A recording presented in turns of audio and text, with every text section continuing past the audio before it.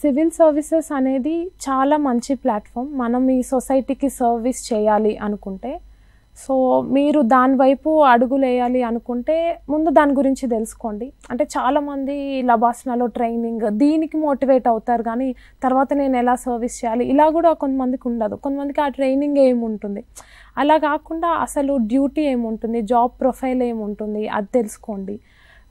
ఇంకా ఇంకా సర్వీసే చేయాలి అనుకుంటే సివిల్ సర్వీసెసే కాదు, గ్రూప్స్లో రాయొచ్చు, ఇంకా డిఫరెంట్ ఎన్జిఓస్లో పార్టిసిపేట్ చేయొచ్చు, ఇలా కూడా ఉంది.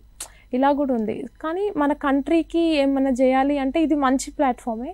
దీన్ని మీరు ఏ డిగ్రీ చేసినా ఏం చేసినా సరే దీనిలోకి రావచ్చండి. అపోహలు పెట్టుకోకండి BA సూట్ అవుతుంది లేకపోతే ఓన్లీ IITiansకే వస్తుంది, మెడికల్ సైన్స్ వాళ్ళకి రాకపోవచ్చు, అలా ఏం అపోహలు పెట్టుకోకండి. ఈ సిలబస్ మనకి జనరల్ స్టడీస్ అని ఎందుకు ఉంది అంటే అది దానిలో మనకి జనరల్ ఆన్సర్స్ ఎక్స్పెక్ట్ చేస్తున్నారు, ప్లస్ మనకి మల్టీ డైమెన్షనల్ వ్యూ ఎక్స్పెక్ట్ చేస్తున్నారు, సొసైటీ పట్ల అవగాహన, ఇంకొకటి మనం డైనమిక్ పోర్షన్ని ఉన్న స్టాటిక్ పోర్షన్ని ఎలా లింక్ చేస్తున్నాం ఇది మన నుండి వాళ్ళు కోరుకుంటున్నారు.